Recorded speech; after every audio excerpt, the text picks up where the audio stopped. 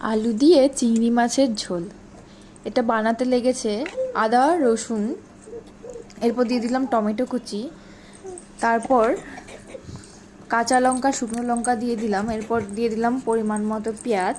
এটা ভালো করে পেস্ট করে নিয়ে তারপর কেটে রাখা আলু, তারপর চিংড়ি মাছগুলোকে ভালো করে ভেজে নিয়ে উল্টে পাল্টে নামিয়ে নিলাম।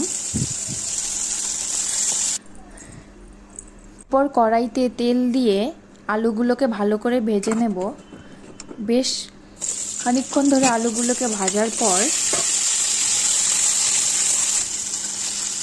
এবার তুলে নেব।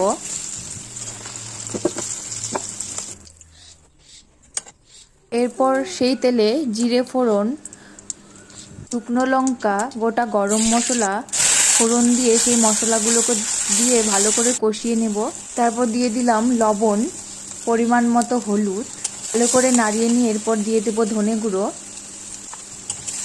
ভালো করে নাড়িয়ে নিয়ে এরপর দিয়ে দিলাম সেই ভেজে রাখা আলুগুলোকে দিয়ে ভালো করে বেশ খানিকক্ষণ ধরে কষিয়ে নিয়ে এরপর দিয়ে দিলাম ঝোল।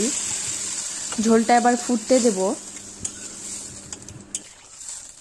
ঝোলটা ফুটে এসেছে, এবার দিয়ে দেবো সেই চিংড়ি মাছগুলোকে। এরপর নামানোর আগে গরম মশলা জিরে গুঁড়ো দিয়ে ভালো করে নাড়িয়ে নিলেই রেডি আমাদের চিংড়ি আলুর ঝোল।